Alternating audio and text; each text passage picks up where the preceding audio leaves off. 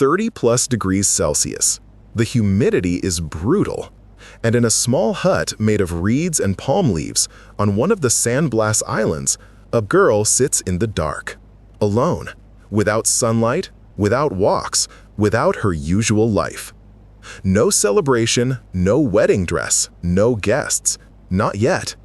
Just waiting, water for ritual cleansing, and one ancient tradition, preparing for adult life in complete isolation. Because here, in the Kuna Islands off the coast of Panama, everything is done differently. Even the transition from childhood to marriage. Here, they don't rush into celebrations. Here, they prepare the soul and body first. And if a girl is locked in the house after her first period, you can be sure one of the most important ceremonies in the life of the entire community has begun. A ceremony that will change her forever. And perhaps, after these days of isolation, she will see for the first time the man who will become her husband. This is how the Kuna live, a people who preserve traditions, a people who know how to wait and prepare, a people for whom a girl is not just a future wife, but the center of a matrilineal family, the foundation for the continuation of their lineage and culture. They are not like us, and that's the main thing, because in their world, survival on tiny islands creates different laws and different forms of preparation for marriage. Where the ocean meets tradition, that's where the life of the Kuna begins. While in cities, weddings are planned months in advance, choosing dresses and banquet halls, the Kuna people live in conditions where every ritual is not entertainment, but a necessity. The islands are so small that some do not exceed 1 acre, but more than 1,000 people live on them. The huts stand so close to each other that it is almost impossible to pass between them. Women sew molas, traditional bright blouses made of multi-layered fabric, right in their homes where the temperature is rarely comfortable. Every morning, men sail to the mainland for fresh water and to their fields, because there are no rivers or space for agriculture on the islands. From an early age, children know everything here is connected to water, family, and traditions. They don't have the modern conveniences of the Western world, but they do have a way of life that has been preserved for centuries. There is a matrilineal system where inheritance is passed down through the female line. And there are ceremonies that anthropologists call some of the most complex and lengthy transitional rituals in the Americas. Why is the girl locked in the house? Because the time of maturation requires a special space. Anthropologists have been studying this phenomenon for decades. Some say it's a social adaptation to island life. Others say it's about preserving the matrilineal structure and cultural identity. But the truth may be different. The Kuna don't follow fashion. They preserve the knowledge of their ancestors. And this knowledge says the transition from childhood to adulthood is too important to go unnoticed. From birth, a child is among family. From the age of 10, they participate in household affairs. With the first menstruation, the inasid begins, a puberty ceremony that can last from several weeks to several months. Isolation as a form of transformation and preparation. Yes, here the girl is really locked in the house or in a special part of the dwelling, isolated from men. Even contact with sunlight is limited. Why? Not as a punishment, but because it is a time of transformation. It is believed that during the first menstruation, a girl is especially vulnerable to spiritual influences. Her body is changing, and along with it, her social role must change. Isolation protects her from the negative influences of the outside world and allows her to focus on internal preparation for a new life. During this period, the girl is regularly bathed in ritual cleansings. Older women in the family prepare special herbal decoctions for her.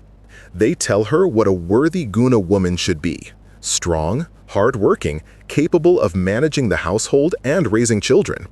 The Chicha Fuerte ceremony, when the whole island celebrates adulthood. After the period of isolation, usually in August, when the harvest has been collected and the family has the resources for a big celebration, the main part of the ceremony begins, Chicha Fuerte. This is not just a party. It is a grand event that can last from 1 to 3 days and requires months of preparation. The girl's family bears huge expenses. They must provide food for all the guests, and the entire community, plus residents of neighboring islands may come. They need to catch fish, harvest bananas and yams, and prepare meat. But the main thing is to prepare chicha, a traditional fermented drink made from sugarcane juice and pre-chewed corn, which is infused for several weeks. During the ceremony, the most important moment takes place. The girl's hair is solemnly cut. Until this moment, her hair has never been cut. The haircut symbolizes the final completion of childhood and entry into the status of an adult woman ready for marriage and motherhood. The ceremony is accompanied by special ritual singers, flutists who perform sacred chants in a special language, glorifying the girl's transition to adulthood. These songs can last all day and contain the ancient wisdom of the Kuna people about cosmology, the origin of the world, and the rules of a worthy life. Why this particular preparation for marriage? A unique adaptation to the environment. In Kuna culture, the Inasut ceremony is not just a beautiful tradition. It is a social technology that has helped and continues to help society solve specific problems of survival and prosperity in the limited territory of the islands. First, the ceremony strengthens the matrilineal structure. Among the Kuna, inheritance is passed down through the female line, and women own the land. When a man marries, he moves into his wife's house and works under the guidance of her father, the head of the extended family household. Public recognition of a girl's coming of age is recognition that soon a new worker, a new member of the family economic unit, will appear in her house. Secondly, the ceremony serves as a social matchmaking mechanism. Traditionally, it was during the Inasut ceremony that family fathers arranged the future marriages of their children. Although arranged marriages are less common today, large festivities still serve as a place where young people meet and families assess potential partners for their children. Thirdly, the ceremony demonstrates the family's economic status. The ability of a family to organize a large-scale celebration, feed hundreds of guests, and provide enough chicha for several days of celebration shows that this family is successful and has good land plots on the mainland and coconut plantations. Fourthly, the ceremonies strengthen inter-island ties. Relatives from other islands are invited to the celebration, which supports kinship networks throughout Kunayala. This is especially important for a small people living on scattered islands. Kuna marriage, when the groom is carried to the bride's house. After a girl has passed the Inasut ceremony, she is considered ready for marriage. And here begins another unique feature of Kuna culture, the marriage ceremony itself, which turns conventional ideas about weddings upside down. In a traditional Kuna wedding ceremony, it is the groom who is symbolically kidnapped and carried to the bride's house. A special wedding organizer comes with assistants, and they literally carry the young man into his future wife's house and place him in a hammock. The bride is brought to him. They spend a few minutes together, then both get up and go to wash. This procedure is repeated 4 to 5 times. After the 5th washing, they remain in the hammock all night, but they are not allowed to sleep, and no physical intimacy is allowed that night. The next morning, the new husband goes to the mainland and brings firewood for the hearth, a symbolic act that officially seals the marriage. Only after this, on one of the following nights, does the marriage get consummated. The bride's hair is often cut short as a symbol of her new status as a married woman. If a young man does not want to marry this girl, he can run away after the first washing. But if he stays, from that moment on, he becomes part of the wife's household and will work under the guidance of her father or grandfather. Matriarchy in action. Woman as the foundation of society. The tradition of isolating the bride and special preparation for marriage are inextricably linked to the unique social structure of the Kuna people, one of the most pronounced matrilineal and matrilocal societies in the world. Among the Kuna, it is women who inherit land and coconut plantations, the main sources of wealth. It is women who remain in the parental home, and men come to live with them. It is women who control the distribution of food in the household. Anthropologists note that Kuna women occupy an exceptionally high social position compared to many other cultures in the region. They actively participate in public decision-making at community congresses. They create the famous molas, complex multi-layered appliques that have become a symbol of Kuna identity and an important source of income. Kuna women are also the keepers of traditional knowledge. It is the older women who teach the girls during isolation what it means to be a worthy Kuna woman, how to manage a household, how to sew molas, and how to raise children in the traditions of the people. The spiritual dimension. When ritual connects worlds. To understand the bride isolation ceremony, it is important to know that the Kuna have a complex cosmological system in which the human world constantly interacts with the spirit world. The Kuna believe that the universe is multi-layered and was created by the supreme deity Papa Olokan. There are intermediaries between humans and the spiritual world, the Mu and Nuchu spirits. A special role is played by the Neles, spiritual seers and healers who can see and communicate with spirits. The period of puberty is considered a time when a girl is especially open to spiritual influences, both positive and negative. Isolation serves as a protective mechanism that protects her from harmful spirits during this vulnerable period. During the Chicha Fuerte ceremony, the ritual singer calls on the animal spirits to come and participate in the celebration, to drink their own chicha, the tobacco smoke from drunken men and women. This creates a bridge between the human and spiritual worlds, blessing the girl's transition to a new status. Mola as a symbol of female identity and marital readiness. It is impossible to talk about marriage among the Kuna without mentioning the mola, the traditional blouses that have become the hallmark of this people. Molas are made using reverse applique. Several layers of multicolored fabric, from 2 to 7, are sewn together, and then elements of the pattern are cut out at different levels, creating complex geometric or figurative compositions. Creating one mola can take from 2 weeks to 6 months. Anthropologists have shown that sewing molas is directly related to the fertility of Kuna women and their central role in the reproduction of the household as mothers of newborns and wives of men who have come into their families. Creating a mola is creating kinship, as this activity links the reproductive capacity of young women and the transmission of knowledge from older women to younger women.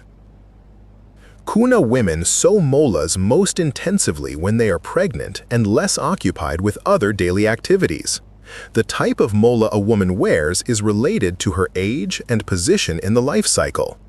Young women wear bright, multicolored molas with complex, modern, and ancient subjects, while older women prefer 2-layer molas with geometric patterns.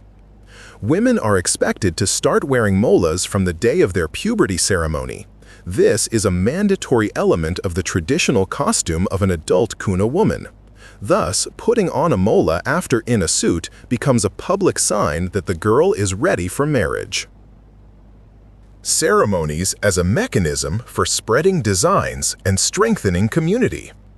The in-a-suit festivals play a special role in spreading mola patterns between the islands.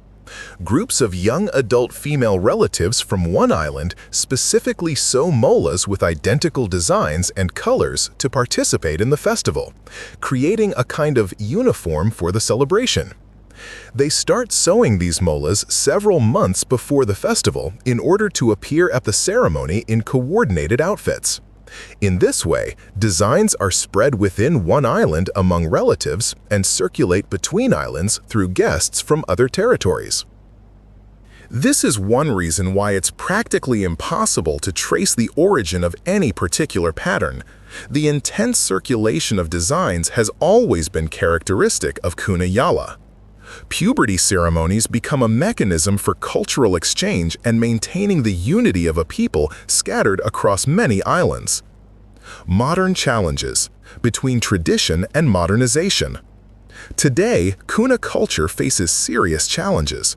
Around 5,000 Kuna men work outside their territory, in the Panama Canal Zone, in the cities of Cologne and Panama, on plantations. Young people are educated in schools where teaching is in Spanish. Tourism brings income but also puts pressure on the traditional way of life. Some Kuna communities have become more open to the outside world.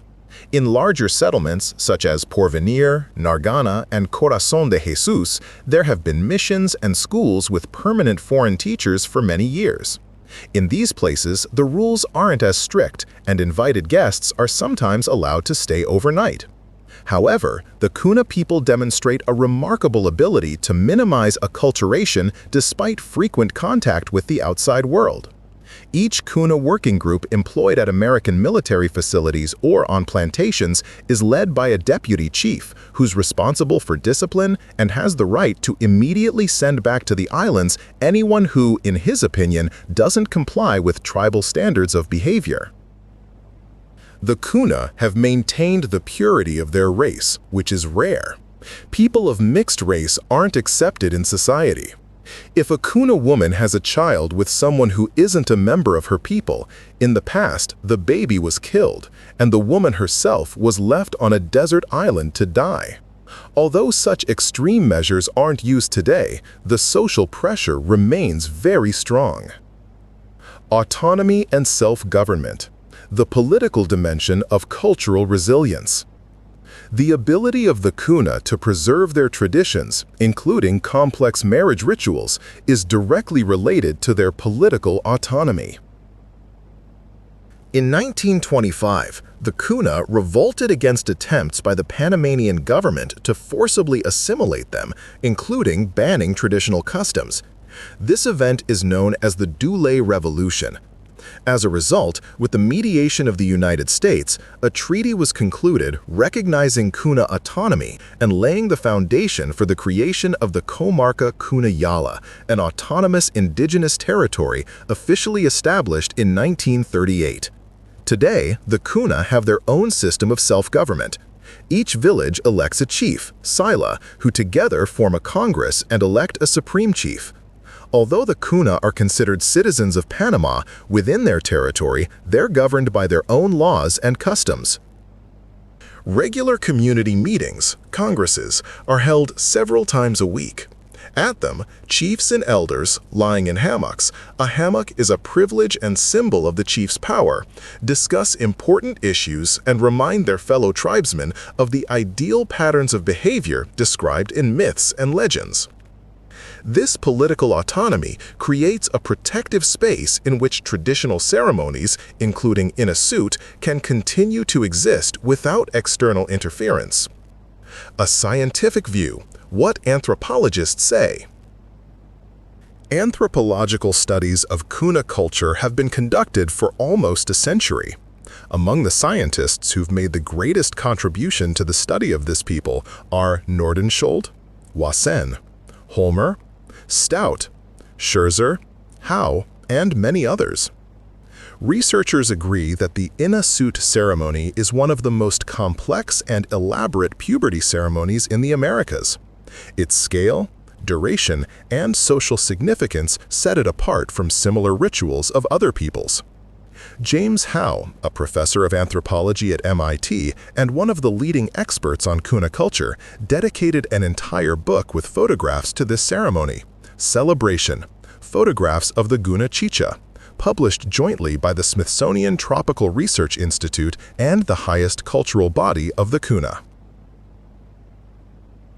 Howe notes that the chicha ceremonies, based on many years of observation and an unusual depth of trust between the photographer and his subjects, represent culminating events comparable to Amazonian and Andean festivals with alcohol consumption, but surpassing them in scale and complexity.